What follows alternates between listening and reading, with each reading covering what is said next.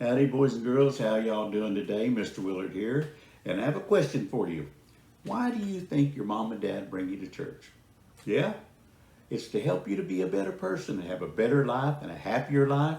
Yes, when we learn about Jesus and how he has blessed the disciples, how he's blessed the apostles and all the people in the Bible, we learn also that he can bless us too. When we are good and kind, try to do what's right, he helps us. Paul calls it being filled with his Spirit.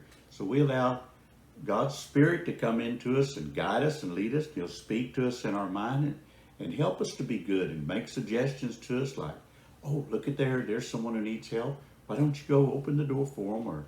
Or look, there's someone you can help there. Or there's a classmate who needs help.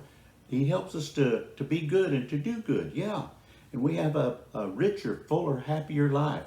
All of our lives. David said in Psalms, I've been young and now I'm old, but never have I seen the righteous forsaken or his seed begging bread. That means King David saying all of his life he served the Lord, allowed the Lord's Spirit to fill him and lead him, and he's had a good life, a wonderful life. And we want to be happy, don't you? I want to be happy too. And as we come to church, we learn how we can be happy, and the Lord can bless us. Help us to have a happier life.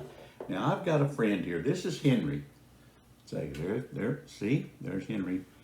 Henry's a friend of mine. I take him to church now and then. But you know what? Henry has video games at home and homework and schoolwork, and he does jobs around the house. He gets engrossed in all of that, But when he comes to church, he has an open mind.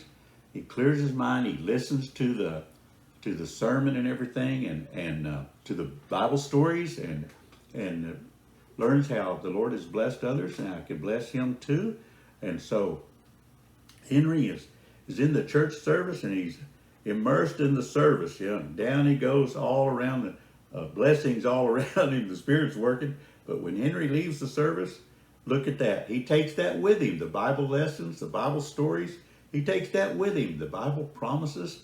Henry remembers that as he closes his mind around that and thinks about it. And Henry says, wow, that's amazing, So the Lord blesses him. That's what it means to be filled with the Spirit. But you know what? There are times that Henry thinks about his video games when he goes to church, and his parents say, Henry, it's time to go to church. And I don't want to go. I don't want to play my games or something like that. So Henry closes his mind. Sounds like I'm all close the top of this. Henry closes his mind. You don't want to be there, and everything. Can God, the Lord bless him? Can the Lord fill him with his Spirit? And Henry goes, all right, we got a mess all around, and then when people are not listening, not paying attention, they're often disruptive, aren't we? That's what Henry was. And then when they leave, look there, they don't take nothing with them. They're not blessed. So boys and girls, when we go to church, let's listen to the stories, listen to the Bible's scriptures and everything, listen to the sermon, take part in the music and sing. Then the Lord can bless us and fill us with his Spirit all through the next week. Then we'll remember the Bible lessons and the promises, and God has promised to be with us. He's promised to help us. He's promised to bless us. Yeah, just like David said, all of his life the Lord blessed him. And that's the way our lives will be. All of our lives the Lord will bless him if we will just let him to come into us and fill us with his Spirit.